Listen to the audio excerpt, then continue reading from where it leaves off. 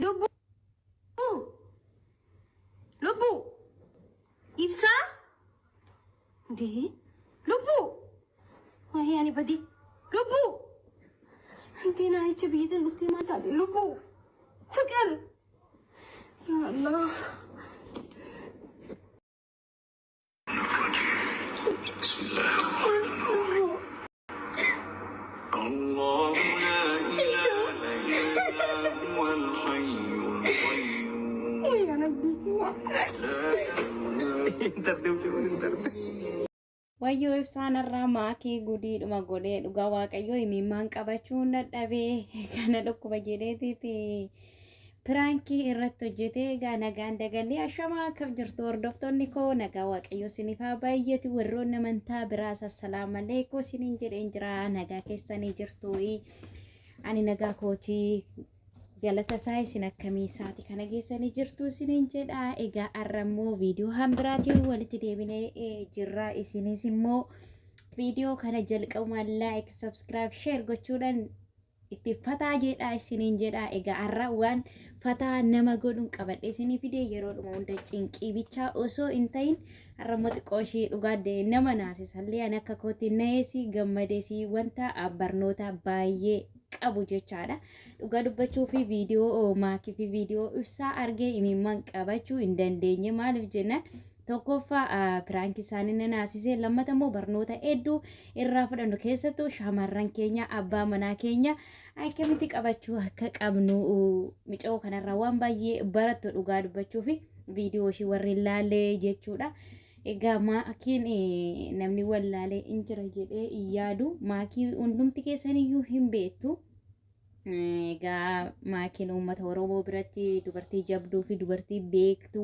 namoota uummata Oromootiif illee aarsaa kaffalte isiniin jedha obboloota koo egaa har'a dhugaa dubbachuu fi egaa inni miidiyaa irratti piraankiin ibsaa godha jettee ishii dudubbattuu dhagaye maaliif inni akkas hin goone jedhee yaade jechaadha ishiin osoo piraankiin goone inni dursee piraankii godhe jechaadha egaa gaafa kana ishiin koshiinadha dalagaa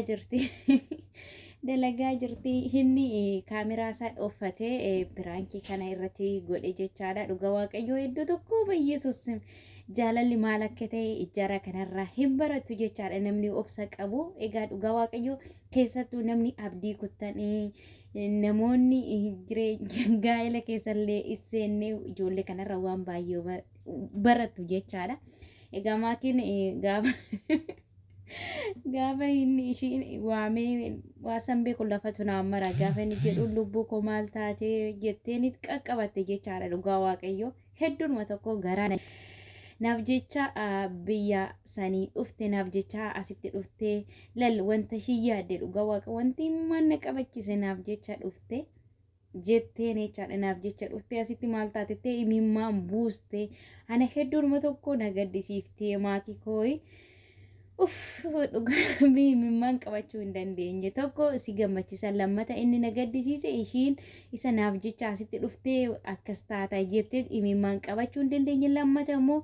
abbaa manaa ishiitiif jaalala agamii akka kaftee inni aarsa kaffalee biyya saniif kabaja ishiitiif jecha bakka kan jira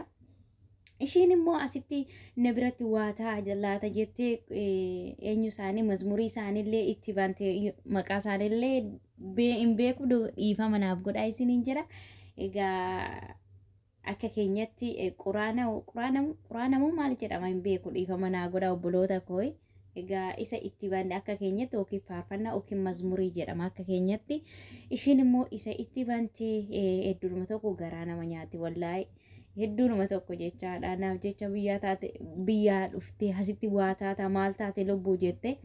walii gadi mana keessa kaattee irratti gadi jettee boosse jechaadha hedduunuma tokko garaana nyaatte dubartii jabduu hayyuu abbaa manaa ishillee egaa gaafa ishiin miira kana itti agarsiiftu abbaan manaa ishillee kunillee ibsaan jechaadha egaa akkana na jaalatti amma na miira akkasinaaf qabdi jedhee jaalalli isaaniillee dabaluu danda'a jechaadha osoo ishii nama fakkeenyaaf ibsaa jetteetuma zim jettee egaa innumtiyyuu taasisuu danda'a jechaadha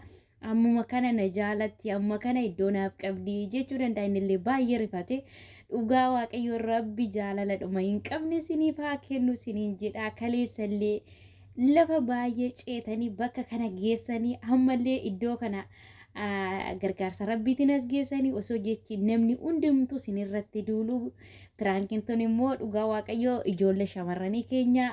keessattuu jechaadha waan baay'ee irraa barattu jedhee tana abdadda rabbi dhugaa waaqayyoo ani waan baay'ee na ajaa'ibde bakka jecha shiisantu na ajaa'ibe jechaadha. Maaliif dhukkubbii isaa miti naaf jecha biyya sanii dhuftee har'a waan kana taatai naaf jecha akkas taatee har'a osoo inni waa ta'e jechaadha fakkeenya odoo isin fudhadhee ishiidhaaf jecha bakka san dhaqee dhukkubee kanaan dura immoo dhukkubeellee hin beeku jettee dubbattee turte dhannillee ishiillee bishaan ta'ee jira. Wayyoo dhugaa waaqayyo hedduudhuma tokko nama ajaa'ibaa sinillee barnoota gaarii irraa fudhatu jechaadha ijoollee kanarraa egaa chaalenjii isaan dabarsanii namni wallaalee hin jiru jechaadha obboloota koo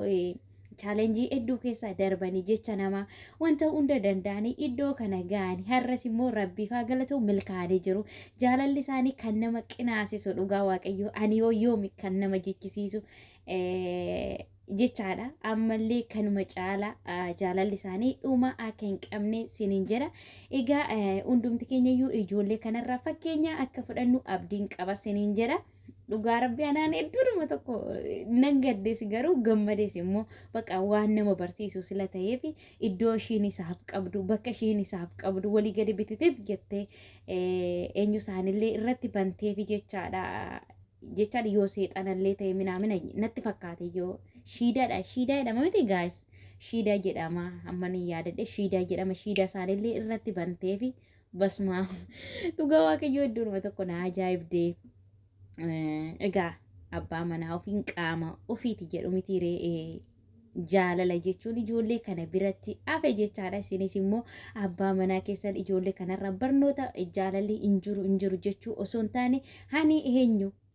ani akkamittan abbaa manaa koo qabachuu danda'a jettanii yaadu sinirra jiraata sinin jedha maakiin akkuma gootitti taate ammas immoo shugguxii taate amma immoo jaalalaanis shugguxiidhuma jechaadha dhugaa dubbachuuf kaleessallee gargaarsa oromoo irratti shugguxiidha dubartii jabduu dubartii beektuu turte ammallee jaalala keessatti dhugaa dubbachuuf namni maakiin jireenya godhattee jireenya bultii ishii qabatti jedhee yaada hin jiru. Ati yosoo gaa'elayyuu godhattee irra muti jettee sirbitaa eessarra abbaa manaa kee qabata jechaani turan ijoolleen jechaadha garuu dhugaa dubbachuu fi jabduu waa baay'ee irraa baranna ijoolleen keenya kaleessarree akkuma uummata oromoo gargaara turte sagalee taa'aa turte waanuma jireenya ishiillee qabachuu hin dandeenye jechaa turre jechaadha hundumti keenyayyuu maaliif micayyoon kun waan ishiin keessa turte hin beektu jaalalumayyuu waa'ee jaalalaa hin beektu bultiillee qabachuu hin dandeessu jedhanii irra turan garuu dubartoota kam caalayyuu jabeetti ayyuu beektu hubattu jechaadha akkaataa ittiin abbaa manaa ishii qabachuu dandeessullee hin beekti jechaadha bilxiidha. Rabbi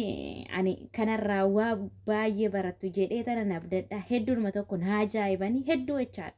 Micayyoon baay'ee na ajaa'ibdee miira ishiin isaaf qabdu hedduudhuma tokkoon eenyu jedhee himimmaan ishiillee dhugaa waaqayyo himimmaan ishichaadha laphee mucaarratti gadi gommifamte hedduudhuma tokko boossee rabbi ani hin beeku dhugaa waaqayyo egaa ammallee milkaa sinin jedha jaalala akkanuma dhuma hin qabne siniif haa kennu sinin jedha.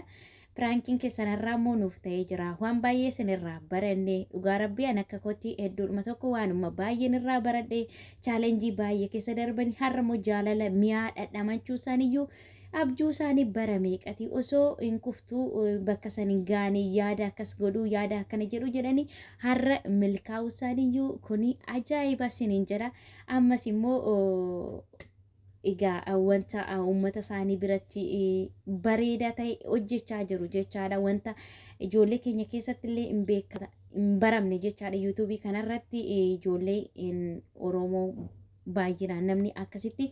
yuutuubii kana dalagaa jirullee hin jiru isaan kun immoo isaan kanallee isinillee warri maatiin taane kasumaan dhaqaati maatii taa'afi isiniin jedha obboloota koo wal gargaaruun numaaf ta'a isiniin jedha. Egaa ijoollee kanarra waan baay'ee akka baratan abdiin qaba isiniin jedha. Yeroo tokko tokko immoo shaashambaa jechuunis hin barbaachisa kanumaaf yaada koo gammachuus inna gaddas gammachuus maaliif kan ishiin boosse na gaddisiifteerra jecha ishiin akkas jette onnee koo na cabsee baqaa dhugaa waaqa miira hin taane tokko natti dhaga'ame jechaan maaliif egaa namni kun akkana jette miira akkasii qabdiifillee aga jettu hungaye jechaadha. Yeroo inni na dhukkuba lafannaa mara jettee takka bishaan fiddee takka walii gadi kaate bitititi jettee irratti gadi oguu gommifamtu dhugaa waaqayyoo baqa miira kollee to'achuuf hin dandeenye takka gaddee takka immoo lammata immoo nan gammades baay'ee tokkoon gammadeef dhugaa waaqayyoo jechaadha. Akka kooti sinis akka gammadaniif abdii guddaan qaba obboloota koo sinillee abbaa manaa keessattuu dubartoonni jechaadha bara kana keessa jaalalli bultiin hiikamaa jira malee kan ijaaramaa jiru in jiru sila ta'eef sinillee malaan abbaa manaa keessan qabachuu hin dagatinaa isiniin jira dubartii bilxii yoo taatan abbaa manaa keessanii illee sinirratti illee wantaan biraa yaaduu hin danda'u ayyuu taatii qabadha isiniin jedhaati egaa jireenya kee kan qabu siifsi qofaa dubartii bichaadha isiniin jedha. Sinillee abbaa manaa keessanii amalaan qabadhaati jireenya mataa keessanii wal faana jiraadhaa bilxii taatee abbaa manaa keessan qabadhaa isiniin jedha obboloota koo gammachuudhuma koo isiniif qoodachuu dhufee egaa warroonni jalqabaa kaastanii aga ammaa kanatti na hordofaa turtan guddaa galatooma kabajamaa isiniin jedha dhugaa dubbachuu fi warri jabaadhu seenaa inaan jettanii ammas immoo subscribe naaf godhaa share naa godhaati na jajjabeessa isiniin jedha. Egaa amma viidiyoo hambiraatiin immoo walitti deebinee shaashambaa jennutti nagaan naaturaay baay'ee sin jaaladha baay'ee sin kabaja. Egaa akka maakirraa immoo waan baay'ee barattanii abdii guddaan qaba isiniin jedha obboloota koo hedduu sin jaaladha hedduu sin kabaja. Kaleessarree gargaarsa keessanii nan bakka kana ga'ee arrallee gargaarsa keessan nan barbaachisaa viidiyoo koo jalqabaa kaastanii